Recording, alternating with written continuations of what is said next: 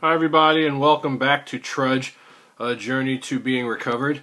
I am your host. I'm a recovered drug addict and alcoholic. My name is Dexter, and I hope everybody is doing well. This is, I believe, submission number 7 for Trudge. This goal to getting us to a spiritual experience so we can have all our problems arrested, whether it be drinking, drugging, gambling, sex, whatever it is. This, I believe, is a way that can help you, the viewer.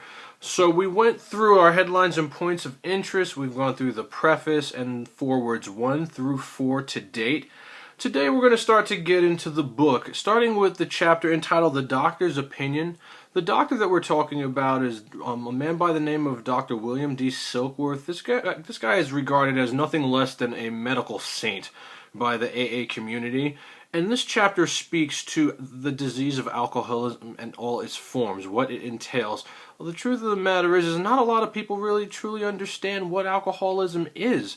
And, Dr. Silkworth, he lends 2 letters. He writes 2 letters, for the big book that speak to giving accountability to those who are alcoholic, talking about the solution in its earliest forms in the early 1930s.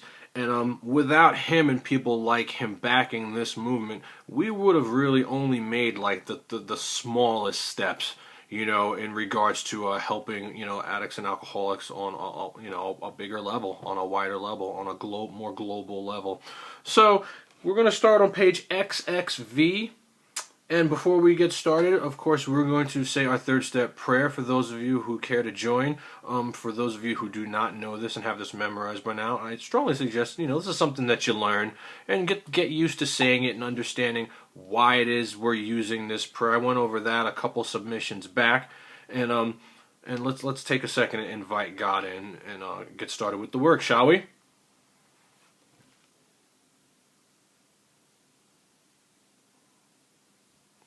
God, I offer myself to Thee, to build with me and to do with me as Thou wilt. Relieve me of the bondage of self, that I may better do Thy will. Take away my difficulties, that victory over them may bear witness to those I would help of Thy power, Thy love, and Thy way of life. May I do Thy will always.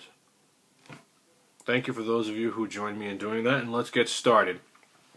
The Doctor's Opinion, page XXV of the 4th edition of Alcoholics Anonymous, also known as the Big Book. It says, "We of Alcoholics Anonymous believe that the reader will be interested in the medical estimate of the plan of recovery described in this book. Convincing testimony," and the word convincing is going to be circled, okay, because you need to be convinced that this works, and that's what this chapter, it speaks to. It illustrates examples of men and women who were struggling with hopeless alcoholism in all its forms and were able to stop when they started to understand what their disease actually entailed and started to take steps towards having a spiritual experience. So convincing testimony must surely come from medical men who have had experience with the sufferings of our members and have witnessed our return to health.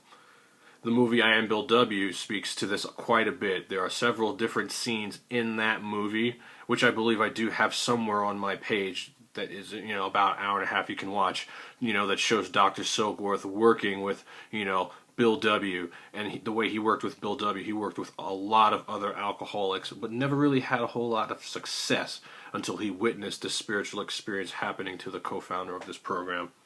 A well-known doctor, Dr. Silkworth, chief physician at a nationally prominent hospital specializing in alcoholic and drug addiction, gave Alcoholics Anonymous this letter. I have drug addiction underlined. Again, for those folks out there that believe that the single-minded focus should only be alcoholism, that this can work for drug addiction too. This, I believe, can work for anything that you have no control over or no choice to start or stop using. I believe this could work for any of those, but we're going to underline drug addiction there. This is the doctor's first letter.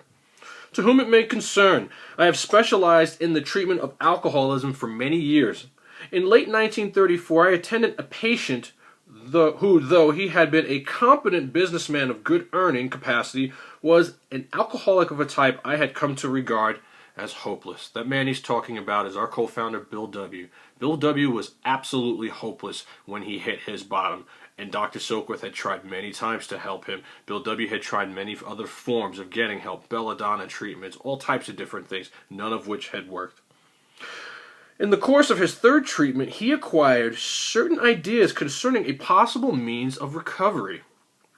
This is going to be highlighted orange, guys. We're going to use our orange highlighter for this part. It says, as part of his rehabilitation, he commenced to present his conceptions to other alcoholics, impressing upon them that they must do likewise with still others.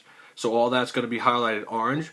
The word must is going to be circled anytime we see it in this book. I believe there's 103 musts. I'm just guessing. I think I heard that somewhere. I'm not sure if it's absolutely accurate, but I'm pretty sure it is.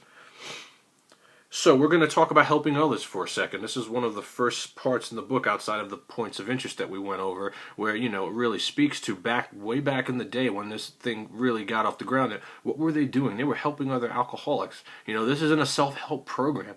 You know, this isn't like you can't go to Borders and Barnes & Noble and just read a bunch of self-help books and have a spiritual awakening if you are the alcoholic of the variety or a drug addict of the variety of which the book, you know, speaks to.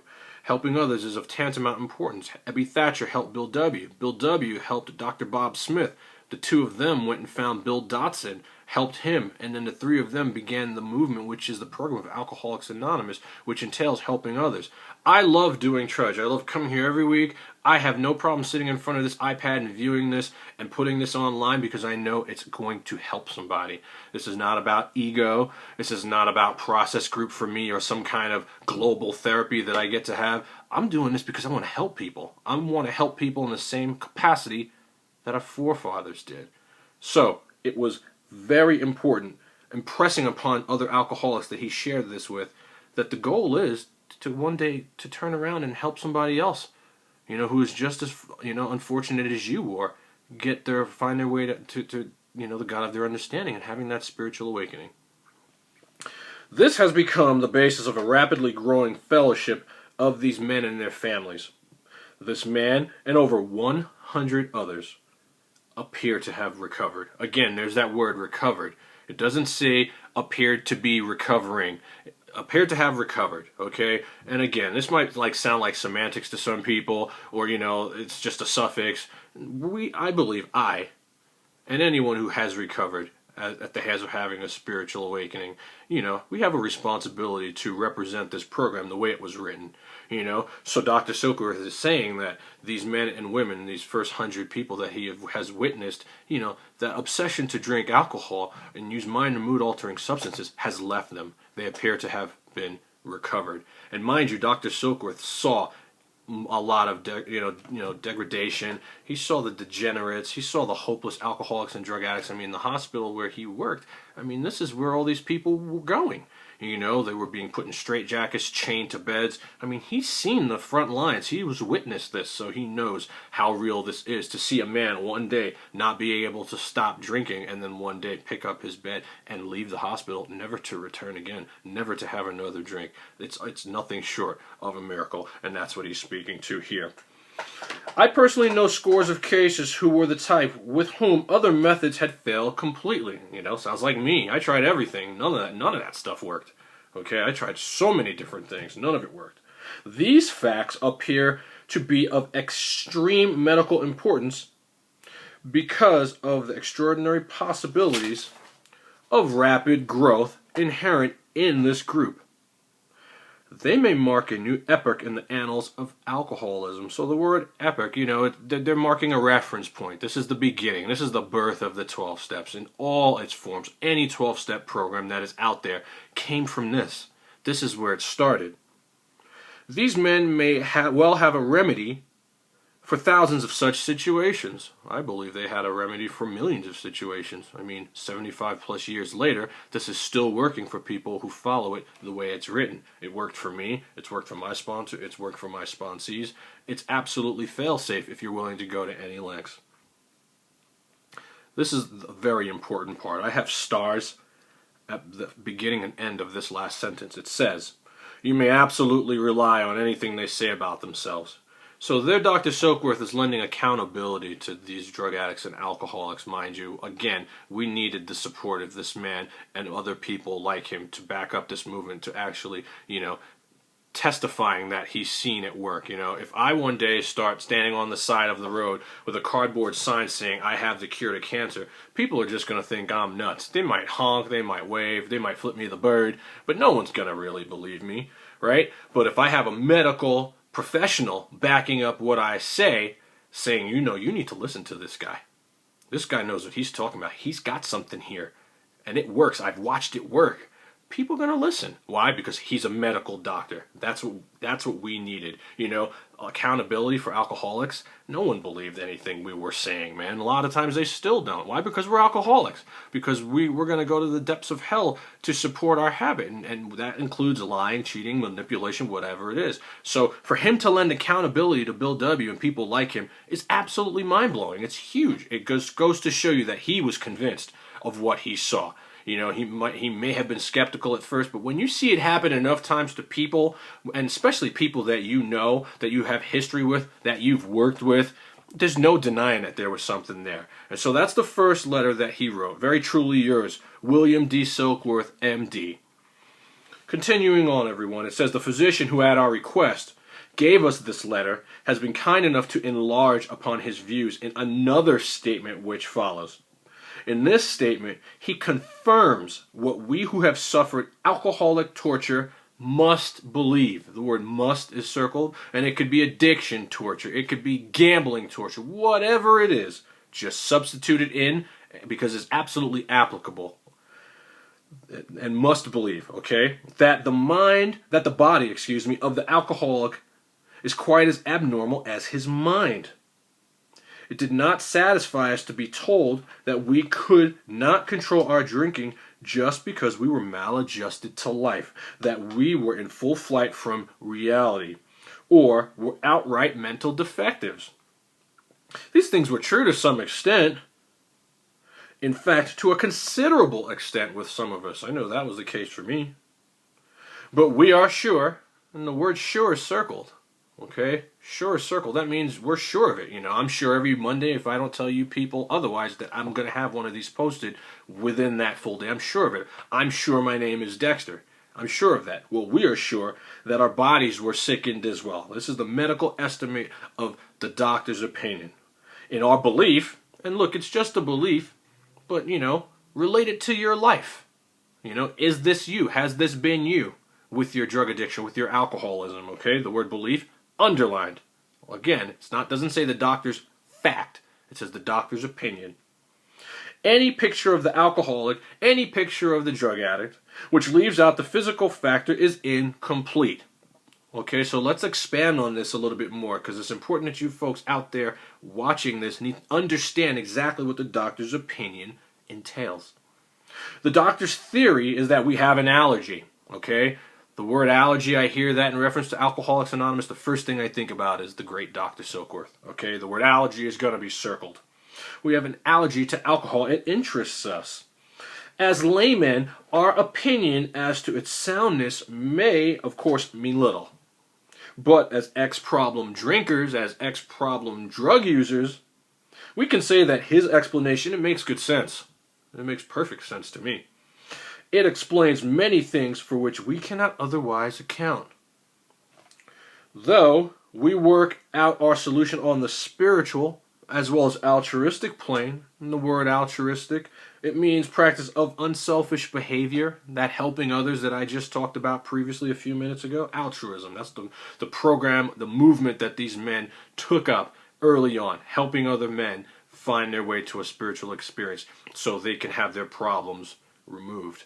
Whether it was drinking, whatever it was.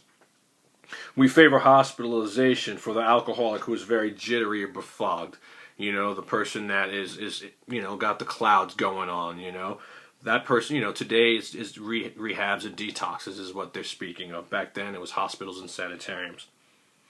More often than not, it is imperative that a man's brain be cleared before he is approached, as he has a better chance of understanding and accepting what we have to offer.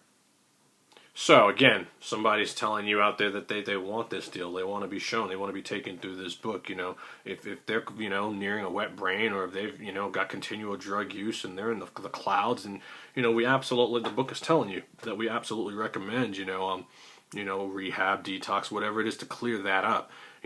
I wasn't so fortunate to be able to go to a rehab facility. I locked myself in my house. And that's not something that I would wish on anyone, detoxing in that manner, in that capacity. But that's what it took for me. It took what it took. Today, this is where I believe treatment facilities and rehabs and detoxes absolutely have their place. So in order to be clear enough to come and be able to absorb this work, to understand it, to be able to use it in practical application in our lives. At first, we gotta get the cobwebs out of here. Many of us get to this point, and we've been drinking and drugging far beyond the point where we could stop. Which means there's a lot of damage that needs to kind of be reversed and cleared out before we can even attempt to do this work. The doctor writes, letter number 2.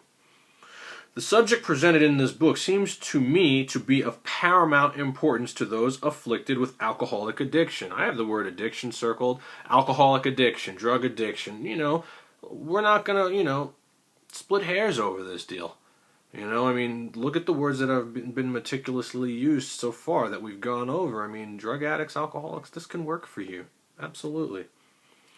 I say this after many years' experience as a medical director of one of the oldest hospitals in the country treating alcoholic and drug addiction. There was, therefore, a sense of real satisfaction when I was asked to contribute a few words on the subject, which is covered in such masterly details in this pages. Again, just giving credence, just giving support to the program of action that has been written down in this book. We doctors have realized for a long time that some form of moral psychology was of urgent importance to alcoholics, but its application presented difficulties beyond our conception. What, with ultra-modern standards, our scientific approach to everything, we are perhaps not well equipped to apply the powers of good that lie outside our synthetic knowledge. He's telling you that everything that we've tried has failed to get alcoholic men and women to get sober and stay sober. They're telling you that we've done everything that we can. They've tried. Doctors don't like being wrong. Doctors want to help you. They want to find a solution for you, and these doctors could not. Psychology, psychiatric, belladonna treatments, chaining men to bed. They've tried all that. It almost got to the point in the early 1930s where they were up against, well, what do we do? Do we just lock these men away in padded cells forever? That's where they were moving towards. Can you imagine for a second if this was never found? If this miracle, this solution was never, dated and put out there for others, where would we be today? Alcoholism and drug addiction kills more than, a lot of people really want to tend to believe. So this is an absolute blessing that everything kind of came together, and the great Dr. Silkworth was a big part of making this happen. It says, many years ago, one of the leading contributors to this book, Bill W., came under our care in this hospital, and while here, he acquired some ideas which he put into practical application at once. So Bill gets the credit. Dr. Silkworth's not taking credit for this. He's giving it to Bill. Later, he requested the privilege of being allowed to tell his story to other patients here, and with some misgiving we consented. So he was out there bearing witness to those other men who were in that hospital who were struggling, because he knew that that was going to be the way that he would stay sober. The cases we have followed through have been most interesting. In fact, many of them are amazing. The unselfishness, and I have the word unselfish circled. That, again, speaking to that altruistic movement.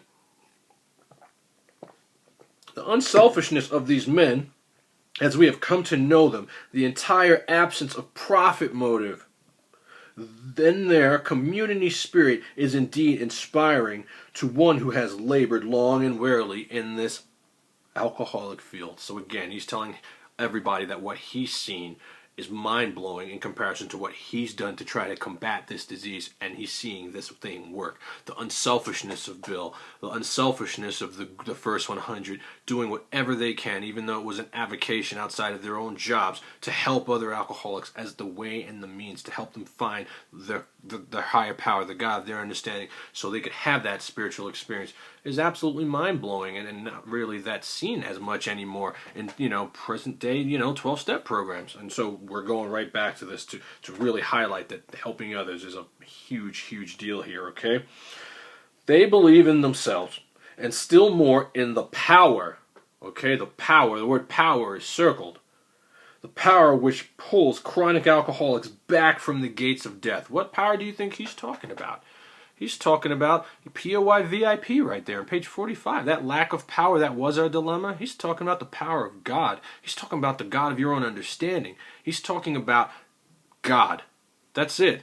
Because Dr. Silkworth couldn't pull these men back from the gates of death. All these different treatments couldn't pull these men back from the gates of death. But all of a sudden, the spiritual experience starts to take form, and Bill W. stops drinking.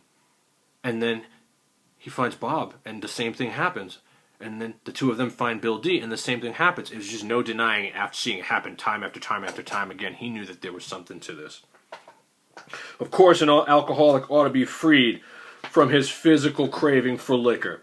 And this often requires a definite hospital procedure before psychological measures can be of maximum benefit. So again, detox, rehabs, hospitals, sanitariums, people speak in reference to drying out, whatever, getting your head cleared is you can't reach somebody who is, coming down, or is just kind of stuck in that alcoholic purgatory, so to speak, where they're not really able to take in and hear what it is that you're trying to convey to them. We believe, as so suggested a few years ago, that the action of alcohol on these chronic alcoholics is a manifestation of an allergy. There's that word again, the word allergy circled. And that the phenomenon of craving, okay, those three words are going to be highlighted orange. That's talking about the allergy that takes place in the body. Not like, you get, an allergy to pollen and you break out in a rash. But the allergy that takes place when the liquor goes in, when the drugs go in, and then we start to crave more.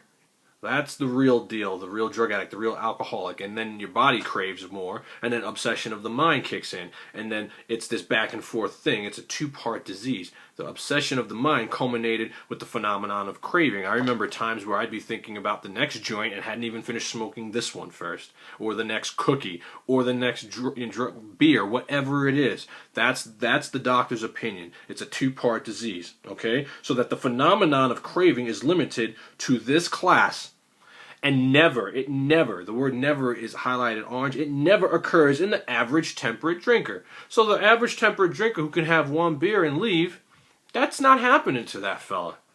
That guy's not thinking about the next keg. He's thinking about the beer that's in front of him. If he's even thinking about it at all, he drinks his beer and he goes on his way. There are people out there that can smoke marijuana. They can do it leisurely. They can have one joint and not smoke another one for 6 months. 6 years even. That was never my story. And that's what the doctor's trying to convey to us, is that if you are that type of drinker, that type of drug user, you are probably the real drug addict, the real alcoholic, in which case this is the spiritual experience is of paramount importance if you expect to have this disease arrested. Never occurs in a temperate drinker. These allergic types can never safely use alcohol in any form at all. The word never, again, is underlined, and I know, because I've done experiments on myself enough to know that if I have one, I'm going to have a million. That's just how it is. One is too many, 1,000's never enough. If I smoke one, I'm going to smoke a bunch, and that's just how it is for me. Control and choice. These are the two things that you will really get a better understanding of whether you're just a hard drinker, a temperate drinker, or whether this program is for you. Because if you can stop and stay stopped on your own power, then you're not an alcoholic, or you're not a real drug addict. And you may or may not, there's benefits to doing this work, but you may not need it as the end all for arresting your disease. I hope this is making sense to everyone, okay? So, in any form at all, and once having formed the habit and found that they cannot break it, once having lost their self-confidence, their reliance upon things human, their problems pile up on them, and they become astonishingly difficult to solve. The absolute growth process of this disease, and how it manifests and works in your life to the point where, there's just no going back. The only thing you'll know how to do is use. or drink or act out or gamble. It will become your Swiss Army knife. You'll think it will be what you use to solve all your problems. And the truth of the matter is that it's not about that you won't stop. It's about that you can't. That's what real alcoholism is. That's what real drug addiction is. The next paragraph is highlighted orange. This is POY orange. You should already have this highlighted in your book from our headlines and points of interest. It says frothy emotional appeal seldom suffices. That look good.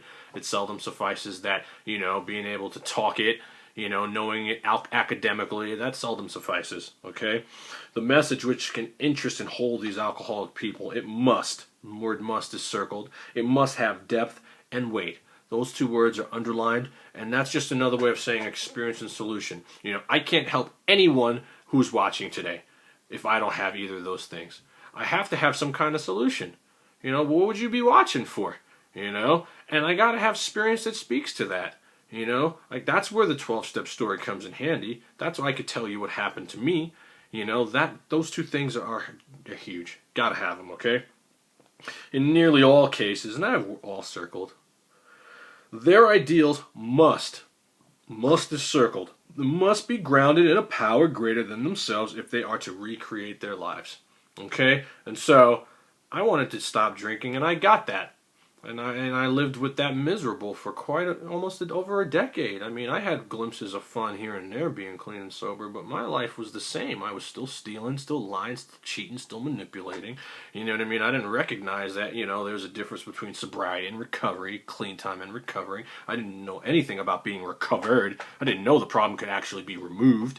It's like I didn't know these things. My life couldn't be recreated because I was closed-minded and thought that I had it licked. Truth of the matter is I was just as sick as I ever was with time as I ever was when I was out there drinking and drugging. It wasn't until I had it explained to me that I read this and had it understood and was able to say, yeah, I remember when that happened to me, or I get it now. Was I able to go anywhere? And it's telling you the power of God is going to be the only thing that's going to help these people. Okay? If any feel that as psychiatrists directing a hospital for alcoholics, we appear somewhat sentimental, let them stand with us while on the firing line, see the tragedies, the despairing wives, the little children. Let the solving of these problems become a part of their daily work and even of their sleeping moments. And the most cynical will not wonder that we have accepted and encouraged this movement. He's telling you, man, look at the destroyed homes, Look at the track marks, look at the throwing up, look at the desperation, look at the prisons, the jails, look at all that. And then look at it now. They're really supporting this movement wholeheartedly. We feel after many years of experience that we have found nothing, and the word nothing is circled. The word nothing is very clear. They found nothing which has contributed more to the rehabilitation of these men than the altruistic movement now growing up among them. The words altruistic movement are going to be circled, again, speaking in reference to the program of action that Bill D, the first 100, they were out there helping others. It is an absolute misconception. It is misinformation at its height if you think that this is a self-help program. Bill wasn't staying home trying to help himself. He just wasn't. And this is the birth of all 12-step programs. It is about helping others so they can have a spiritual awakening, so they can help others to have a spiritual awakening, so on and so forth. And they're saying that they've seen nothing to that point that was bigger than that has contributed more. Nothing. Nothing. Okay? Nothing means nothing. The next sentence, highlighted orange, friends. It says, men and women drink essentially because they like the effect produced by alcohol. That's why we drink and drug. Because it's going to do something to us. For me, it was going to help me to not feel. It was going to help me to deal with all the nonsense that I was putting in my life, that I was putting myself through. That's why we drink and drug. We drink and drug for the effect produced by the drink or the drug. The sensation is so elusive that while they may admit it is injurious, they cannot after a time differentiate the true from the false. To them, their alcoholic life The drug addictive life seems the only normal one. That's how I thought it was. People used to ask me all the time, why do you get so high all the time? It's just a way of life for me, man. That's what I would say. I didn't know, I didn't know that I couldn't stop if I really wanted to, and I couldn't when I really wanted to try to stop. I could not. I could not. This is going to be highlighted orange. I'm just going to go through the next page. It says they are restless, irritable, and discontented.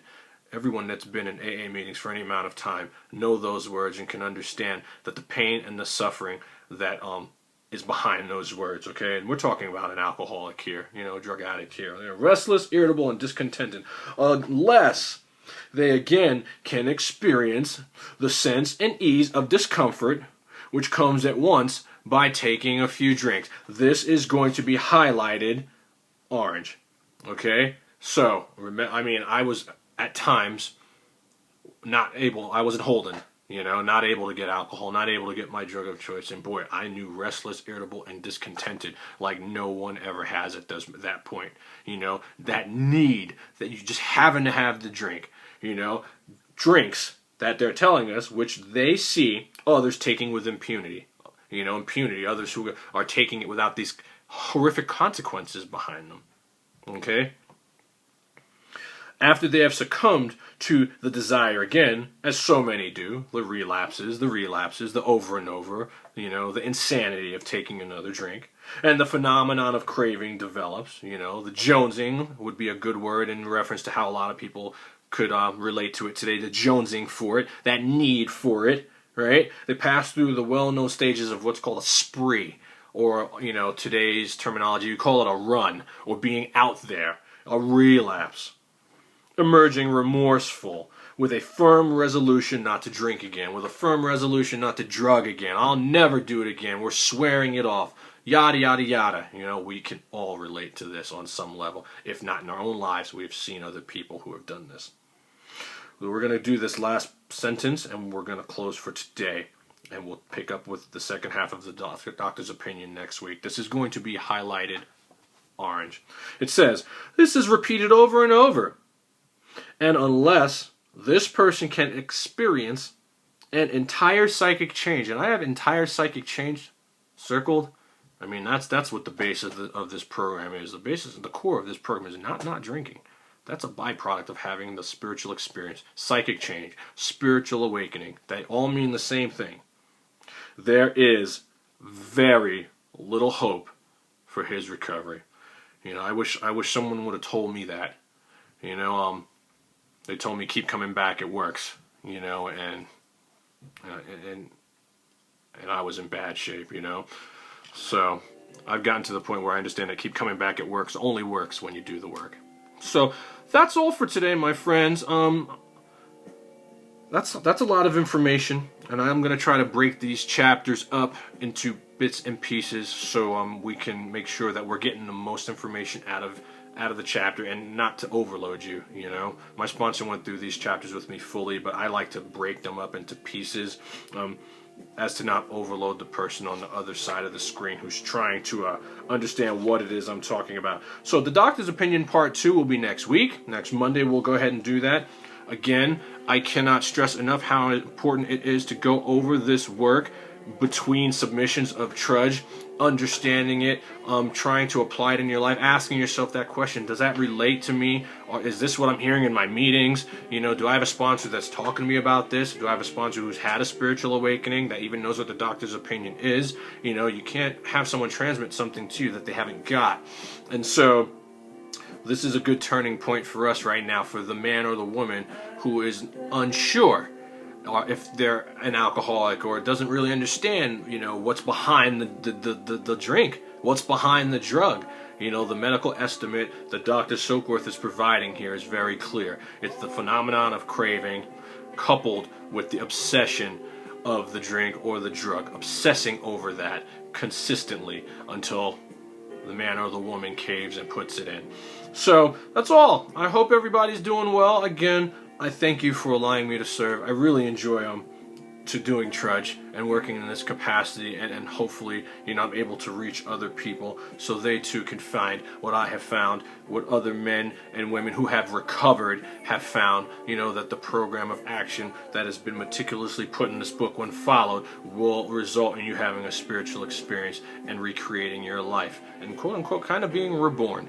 And so, until next time, I hope everyone's doing well. I hope your families are doing well. Remember to pay attention. There's a lot going on, especially if you're in the midst of having the psychic change, you know, so definitely pay attention. Pay it forward. You know, I believe one addict, one alcoholic can help, you know, another addict, alcoholic. You know, if you got one day, you can help somebody who's got no days. I really believe that. And it doesn't always have to be in the capacity of the 12-step work. Altruism, you know, can be as broad as you want it to be, whether it's, you know, helping somebody move, helping a little old lady across the street, whatever it is. You know, sometimes just showing up to a meeting, you know, can be helpful to other people, you know, and I believe what's most important is to, you know, to rely on God and not on others, you know. All throughout the readings, all throughout the points of interest that we've spoken to, the bottom line is, you know, dependence on a power greater than yourself is what is absolutely necessary to attain this spiritual experience. And so until next week, everyone, thank you for viewing. I hope all is well with you and your families. Namaste.